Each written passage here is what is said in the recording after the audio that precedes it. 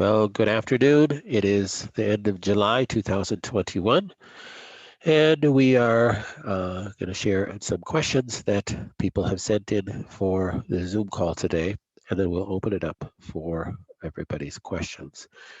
So first of all, let's get started with another reminder that we have a new email in our clinic called labs@connorsclinic.com. If you have labs that you need to send in, of course, not these kind of labs, though those might be accepted. Um, please send them to that email address, or if you have any correspondence, please send it to that email address. And remember, should you get labs, a CT scan, PET scan, um, blood work done, you send that in. Those will be put into your electronic file here in the clinic. If you want us to go over those labs with you, you have to call and make an appointment. We will not be calling you to make an appointment. That is your prerogative, should you want to make an appointment to go over those labs. So please do so.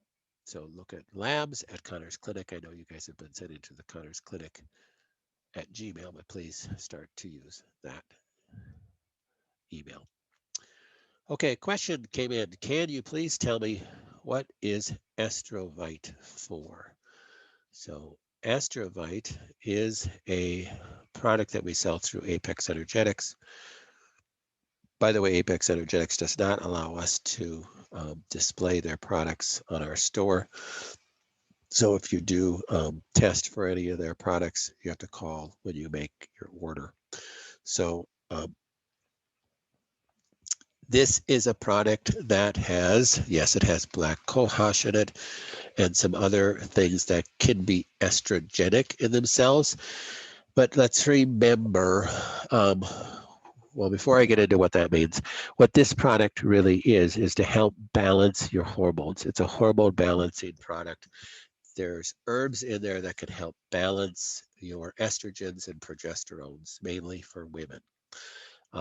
It's a great product for people who are in menopause, but it's also a great product if it tests out for people that have any kind of hormone-related cancer or any kind of hormone-related imbalance when we test them. So, but it's just one of many different things that we use. So don't go out and buy it unless we've recommended it, please. But yes, some of these things are estrogenic, meaning that they can help stimulate and balance estrogen levels.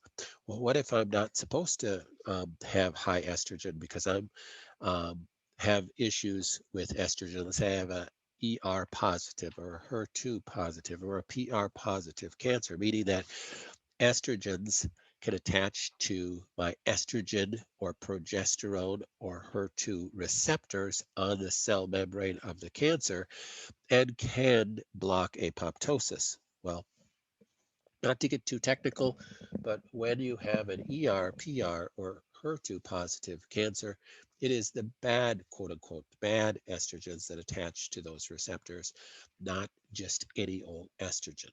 So good estrogen, so remember you have about 33 different estrogen metabolites circulating in your blood at any given time.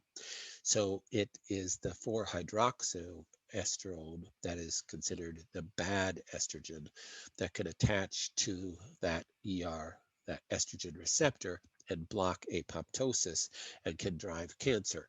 So it's not just any estrogens. Though I know if you have a hormone receptor positive cancer, the medical treatment is to give a drug that is either an aromatase inhibitor or a complete hormone blocking drug that blocks all your hormones and shuts down all your estrogens in your body, not just the bad estrogens, because there isn't a drug that targets just the bad estrogen.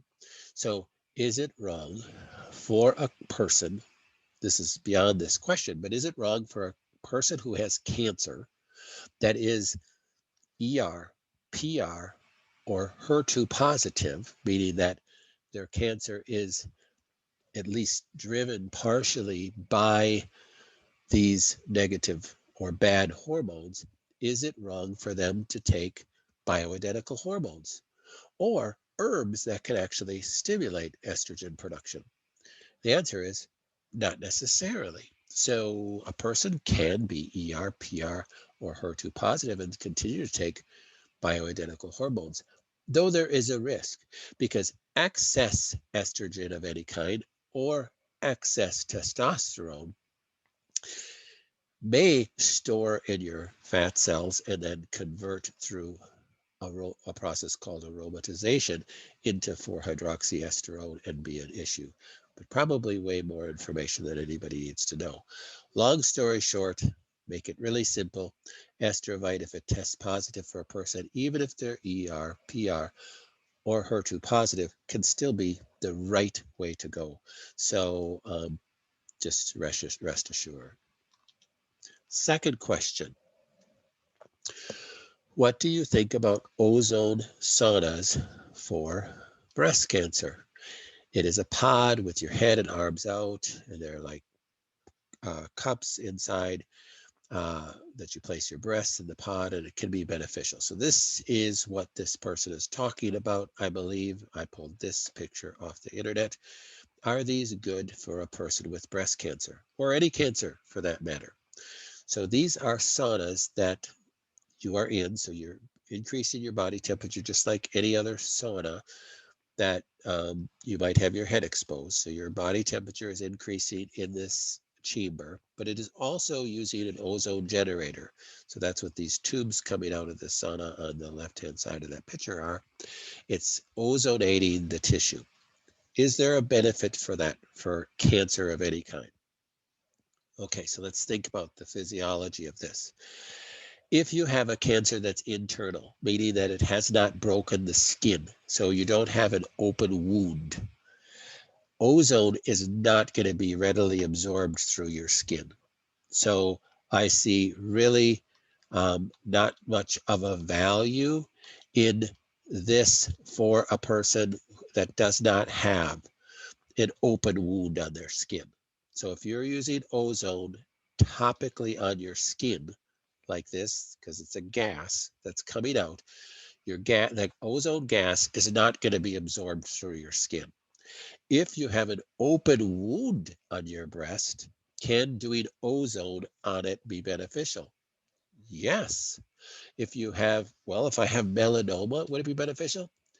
No, unless you have an open wound melanoma, because still, even with melanoma or a basal cell or squamous cell, if you don't have an open wound, you have many layers of epithelial tissue that's covering that. It's not going to be absorbed through that.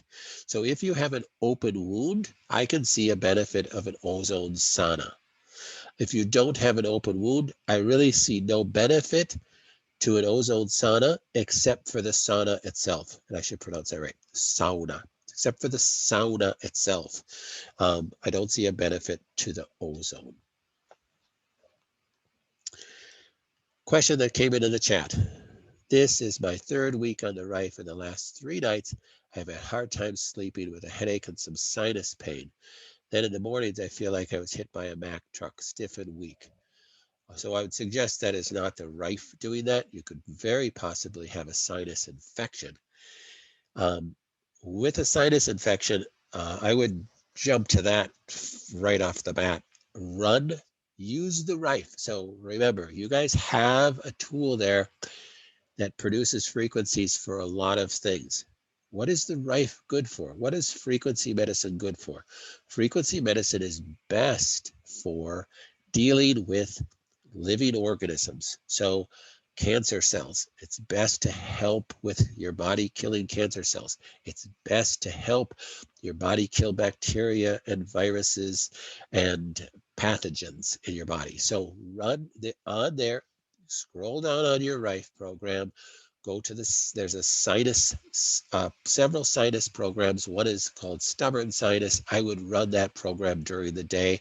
Put the bulb right up by your forehead, run that program for sure. Before I'd even think about taking some supplements for it, I would be running the sinus program for it. Let the Rife be your first go-to. It's not going to be a cure-all or panacea for anything, but it should be your first go-to when you're dealing with any other issues. So run that program as well.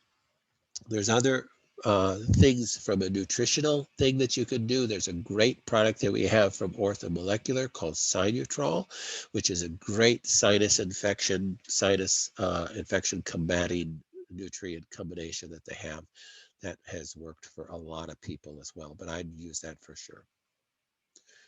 Another question on the chat, is xylitol or other sugar alcohol bad for the gut? It can be. It certainly can be. If you take xylitol in any excess, you're going to end up with diarrhea. So you have to watch how much xylitol you're taking, especially if it's a good quality xylitol. It can affect and cause diarrhea more than anything. But a lot of the products that are out there, the protein bars and stuff that are low in sugar, are using sugar alcohols as a sweetener. Now, some people do fine on sugar alcohols and don't have any issues with sugar alcohols. And there's a lot of bad press about sugar alcohols, that they're not good for you. But really, like anything, it's really within moderation. So if you're eating a 6-pack box of protein bars every single day, you're going to probably end up having issues with sugar alcohol. If you're having one a day or one every 2 or 3 days, you're probably not going to have any issues with it, and it's a great sugar substitute. So we many times for the office, I order some Designs for Health bars, because they can be a nice tasty snack, and they use sugar alcohols and they taste great, and nobody tends to have any issues with it. It's all within moderation. Next question, can we use canned food if it's organic and BPA free? Well, of course you can, sure, absolutely.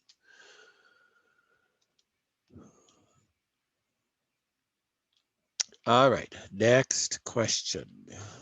Oops, actually, I think that next question was from last time. So, okay, so that was the only questions that I had sent in from my patients. So it's going to be an open question Wednesday for the rest of our time. So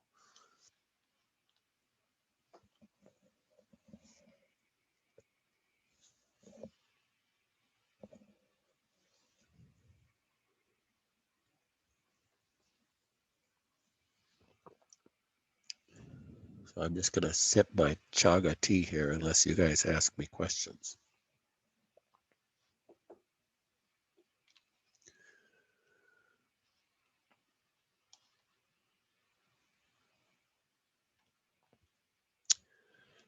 Here's a couple questions. What's the difference between CBD from hemp or CBD from weed or marijuana?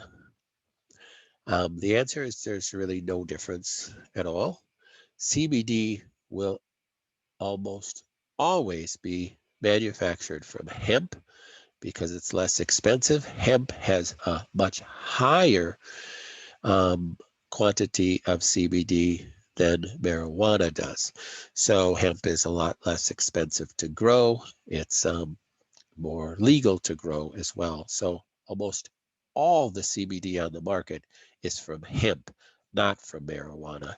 So, matter of fact, I don't know if I've seen a product that uses CBD from marijuana. It's just not cost effective. It's just foolish. You might as well use the marijuana for THC. You want to use the CBD from hemp. Next question, how do you detoxify from radium? So the same way you detoxify from any heavy metal, you detoxify from radium.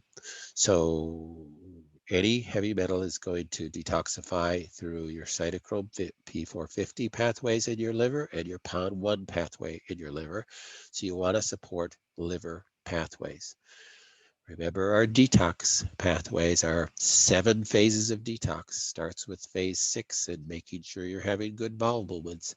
So doing coffee enemas can help you detoxify from anything. Make sure you're binding things in the gut. So possibly adding a binder in the gut to help bind things so you're not reabsorbing them. Making sure that your gallbladder is healthy and your bile is viscous. Using a hot pack over your liver can be very beneficial from that. Getting an ultrasound of your gallbladder to make sure you don't have stones. Maybe doing a gallbladder flush if you do have stones. Backing up to phase 3, making sure you have enough phosphatidylcholine to make bile, which is make sure you're getting good fats. You can even make phosphatidylcholine from your good fats in your diet. That's the danger and the horrible thing about a fat-free diet is that you're not going to make phosphatidylcholine to make bile to bind your toxins, to get your toxins out of your liver, and you're going to end up with liver problems. Then make sure, go back to phase 2 of the liver detox is the PON1 pathway, and phase 1, the cytochrome P450 pathway. Support those if you have any genetic issues with that. Coffee enemas will help with that. Hot packs over your liver, castor oil packs over your liver, all that will help with that. And then phase 0 is binding it in the blood or in the tissue, and you could use a chelating agent. You could use a homeopath. So homeopath for radium can help pull it out of the body and help bring it to the liver, but you need that phase 1 and 2 in the liver going, phase 3, the bile duct going, phase 4, getting it into the gallbladder and out into the intestinal tract, phase 5, binding it in the gut, phase 6, getting it into the toilet. So following those things, using a possible chelator at phase 0, which would be some sort of chelating agent, DMSO, chlorella, homeopath, Chela Clear type product that we use, Metalex Synergy that we use, pulls it out of the blood, pulls it out of the tissue, binds it in the blood and the tissue, tries to pull it out of the cells, keeps it out of the cells, gets it into the liver. Also, what we shared last time we had similar question like this was making sure that you are, if you're exposed to these things, it's a good idea to add iodine to your diet, because iodine is on the periodic table. Remember back in your high school chemistry, is in that classification of heavy metals, but it is a mineral that's needed by your thyroid gland to make T3 and T4, your thyroid hormones. If you're deficient in iodine, your thyroid is going to be the first thing that picks up these heavy metals and stores them, and can lead to, this is why we have the onslaught of hypothyroidism and Hashimoto's, and even thyroid cancers. So making sure you have enough iodine to push any heavy metals out of your, will help displace or push out any heavy metals from your thyroid. And then you're binding it in the blood and going on down that pathway that we talked about. So a good product that we use for radiation and radiation toxicity is our radiation homeopath. Can we use an ozone machine inside the house, or is it too irritating? Ozone is O3. Oxygen is O2. Ozone is heavier than oxygen. So if you're going to use an ozone machine in the house, you put it up on a high, tall shelf in your house, and it usually has a fan to it, and it blows it out. So we've discussed this before about air purification. So there's air purification systems that try to pull air in through a filter and filter out impurities and then blow the air out. I think that's extremely inefficient and just doesn't work very well. The best way to purify your air is to use ozone and ionization, and that's through an air purifier that uses ozone and ionization. So I'm very pro using an ozone machine in your house. Most ozone machines that are for home use have a meter on them, so it won't produce too much ozone and cause issues. Ozone can damage a person's lungs. So you wouldn't put an ozone machine on and sit there and breathe in the ozone. That can be damaging to your lungs. But in truth, it has to be a pretty high concentration to do so. So with the ozone generators that are on the market, the chance of you damaging your lungs would be pretty slim unless you put it into a closet, offset that meter, and just run the thing, and you hide in the closet and purposely try to damage your lungs. So it's really not quite an issue. What's the benefit of ozone? Well, ozone, that's what you smell when you go outside after a lightning storm, is created with an electrical interference like lightning when it causes separation of ions in the atmosphere and oxygen combined together, producing ozone, and that's what you smell, and it smells fresh and clean. It has a purpose. It's cleansing to organic matter. Ozone can kill mold. So one of the best things to kill mold in your house is to use an ozone generator. That is a great tool for mold infestation in your home. You can purify your pillows and your bedding by putting them in a closet and turning on an ozone generator and hyper-ozonating them. So it's a great tool to use. You can put an ozone generator down a basement and to help purify, a musty basement. So ozone generators are fantastic to use. Their pricing has come down tremendously. They're fairly inexpensive. You can get a good ozone generator for less than $200 on Amazon. So they can be great tools. Are they tools to help kill cancer? You're breathing in this ozone to help kill cancer? No, not in my opinion, not at all, no. Can ozone infiltration, doing ozone in a bag with an ozone concentrator up your rectum, can that be beneficial for killing cancer? Maybe, if you have rectal cancer or colon cancer. Will you absorb it and will it circulate through your body and kill cancer?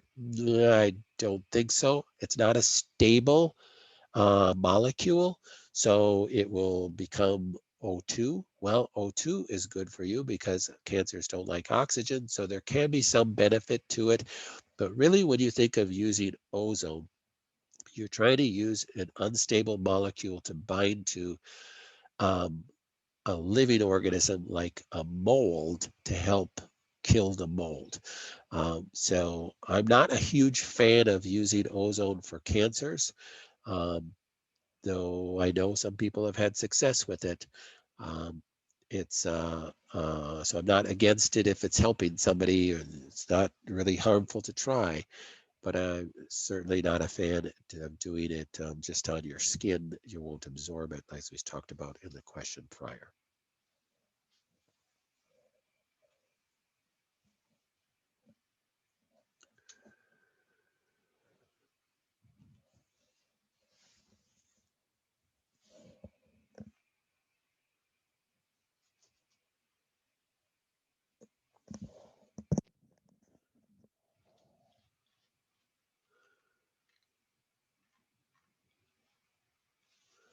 Any other questions?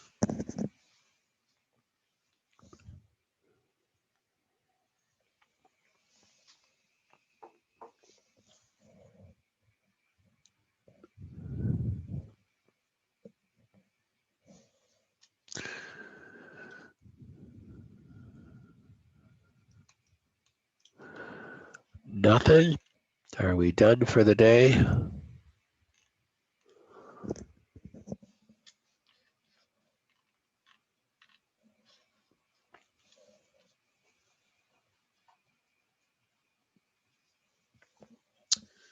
Can doing frequent coffee enemas be less effective to vagus nerve stimulation? No, I don't think so. I've never seen any evidence to that. Again, the purpose of doing coffee enemas is trying to stimulate the vagus nerve, aka cranial nerve 10, down at your rectum.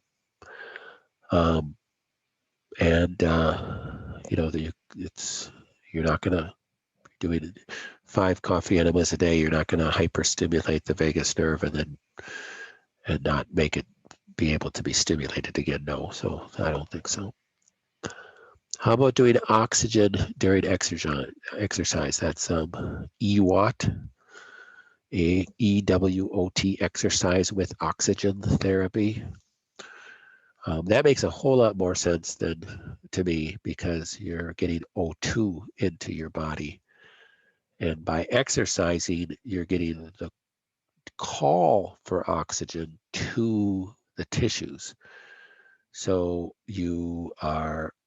what with EWOT therapy is you're using an oxygen concentrator while you're exercising, either just a oxygen concentrator via a cannula or a mask while you're on a treadmill, or there's these EWOT therapy kind of tent things that help increase the concentration even more and increase the force of the concentration into your lungs a little bit better.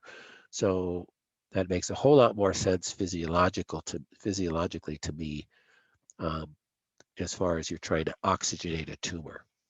So that or hyperbaric makes a lot more sense. And sometimes when you think of it, depending on where the cancer is, EWOT therapy even makes more sense than simply than hyperbaric. So yeah, that's a great thing to do.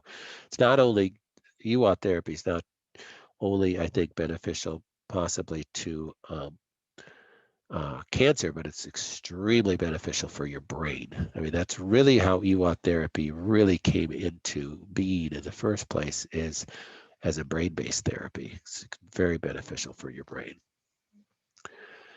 Back to the sinuses, my thermography showed inflammation around my sinuses, even though I don't feel any sinus issues besides my cough. Besides using programs on Rife, what should I be doing to clear this up? You could use different herbs if you want to, and if you have any sinus issues, I would suggest that Sinutrol by Orthomolecular. But doing things like hot packs also can be beneficial too. Doing things like essential oils can be beneficial as well. There's a lot of different possibilities with your sinuses, and here you're talking to somebody with sinus polyps, giving you ideas about your sinus, but sinus polyps are a little bit different than sinus infections. But also the one thing you do want to look at whenever you see any kind of thermography, so heat in your sinuses, and really you do want to look at another thermography, because if you had a thermography that showed heat in your sinuses, well, that might not even be present now. Again, that might have been just an insidious little teeny infection that you didn't even know you had, that's gone already. So before you jump to doing a whole bunch of stuff for that, you probably should look at another thermography to see if it's still there. But if a person has continual thermography issues in a sinus or something like that, you also want to look at your dental issues. Possibility that you have a hidden dental infection that's causing sinus issues. That's very common. So getting to a biological dentist to really look at that, and you really have to go to a biological dentist, because an X-ray, just a dental X-ray from a regular dentist won't show that. Some nights my Rife beeps quite a lot. Is this part of the frequency programs doing its part? Yes. So at different frequencies, your Rife will make different sounds, and the light will look different. So it just depends on what frequencies are running. So there's times it'll beep a lot. There's times that it won't beep at all. There's times it'll seemingly wake you up beeping. Usually you just kind of woke up and you heard the beeping. But yes, that is normal, so that's okay. Remember, we're running a bunch of different frequencies through the night, so that is completely normal.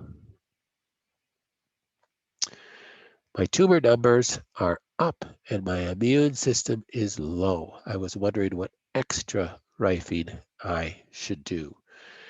So always, if your tumor markers are up, that could mean that your cancer is active and growing again. And so let's talk about that first. So what should you do from a Rife standpoint? You should, try to use it more. So run your nighttime programs during the day. So, I can't do that. I don't have that much time. Well, even if you have an extra hour, run your program again. So I'm only getting an hour in, then I have to go make supper. Well, just keep it running and try to set up your home where you can get more rifing time. Well, I have my rife in the bedroom, and my bedroom is 2 flights up. That becomes a problem. It might be good to get a second rife so that you can have it down in your living room or your kitchen so you can run it. So you can try to set up your space that you could get more rife time. That would be my first thing. Second, with my immune system is down, meaning let's say white blood cell count is low, are there things that you can run to help increase your white blood cell count? No, not really. There's not any rife programs that are going to increase white blood cell count particularly and particularly well. That's where you want to make sure that you're not doing things that are lowering your immune system. Stress and exposure to a lot of EMFs and not just emotional stress, but physical stress that can tax your body. Making sure you're getting enough sleep, and then for sure things that will increase immune system and help support your white blood cell count, even no matter what it's at, is going to help support the efficacy of the white blood cells that you do have, meaning macrophages, T cells, and natural killer cells, will be taking immune supplements. So immune supplements are going to be typically anything that we have you on for your cancer, polysaccharides, um, herbals that will help stimulate immune system. Um, just about everything that we use as a quote unquote cancer balancer, cancer killer, natural chemotherapy is an immune stimulant. So that make sure you're taking your supplements. If it's really low and you feel like you're going the wrong way, make sure you check back with us and make sure we are tweaking anything we need to tweak.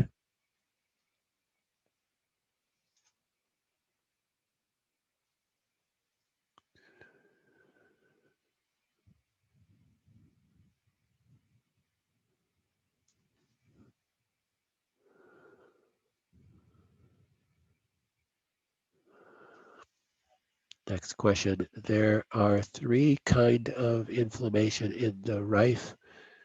They are all 36 minutes. How can we know what is each frequency for and for what organ? I'm not exactly sure what you're asking. Are 3 programs for inflammation in the rife? I'm not positive what you're asking there. But let's talk about rife programs running other programs for a second. So let's say I have a sinus infection or you have inflammation. Well, what program should I run? Well, if there's an inflammation program, you can try that. If there's a swelling program, you can try that. I have sinus infections. Oh, goodness, there's 4 or 5 sinus infection programs. So which one should I use? The answer is these are frequencies. They're different frequency sets that practitioners like me have created that have worked for some people. So try them. You just have to try all of them. Try them at different times, and you have to try them more than once. I ran the stubborn sinus program and it didn't help at all. Run it again. Run it 3 or 4 times. It's still not helping. Well, maybe run a different sinus program. It's still not helping. Well, maybe run a bacterial program. Maybe run a virus program. So you kind of have to think through this a little bit. Don't feel bad about trying different things. So these are frequencies. So a frequency may really help you and may for one thing, and it might not help you for something else that's similar to that. That's why there's multiple programs for strep infection. Why are there multiple programs? Because there's not just one frequency for strep. So you want to run these different programs and experiment with them and try them. That's why I think these should be your first go-to. No, it's not a cure-all. It should be your first go-to with any symptom that you have. A long time ago, I probably haven't shared it for a while, that oh, this is, oh gosh, it was like 8, 9 years ago. I had a frozen shoulder. I hurt my left shoulder really bad lifting weights, and I couldn't move my arm. I couldn't move my shoulder. I had my arm in a sling for 2 weeks. I didn't even think to use the Rife machine. Why? Because it's my shoulder. I damaged my rotator cuff or whatever I damaged in there. I thought I was going to have to go and do surgery. Finally, my wife said, you just need to call an orthopedic surgeon and go in. You're being so stupid here in your stubbornness. Okay, I can be an extremely stubborn person. So, and then my colleague at the time, this doctor that I had working for me, said, why don't you run the Rife? And try the accelerated healing program. I did that first one thing that I had and it worked. I thought, to be honest with you, I never even thought of it. It never even crossed my mind to run the Rife for my damaged shoulder because I thought I tore my rotator cuff. I was pretty sure I had torn it. My arm was in a sling. I was taking Tylenol every 3 hours during the day, and I never take Tylenol. So that's how painful it was. I ran the accelerated healing program, which is in the normalizing frequency folder of your Rife. It took my pain away completely. And how I knew it is that, first of all, I didn't have pain because I was taking Tylenol every 3 hours and I had to take it otherwise my pain ramped up. I forgot to take Tylenol because I didn't have the pain because the program fixed it. I still don't know physiologically how that worked. But I ran it one time. This is before I had a Rife at home. I didn't even have a Rife at home at that time. So it had been 9 years ago. And I ran it at the office. I ran the accelerated healing program, which is about an hour and a half. Um, I still kept my arm in a sling because I was convinced if I take this out of my sling, it's just going to go yee and just give me a zinger. And I thought, I'm just going to keep it in a sling. Friday, I was at home. I still kept it in the sling, and I thought, this is really stupid. My pain is gone. I gotta take this sling off. So I took the sling off Friday afternoon, and my arm was still stuck in that sling position because it'd been like that for 2 weeks.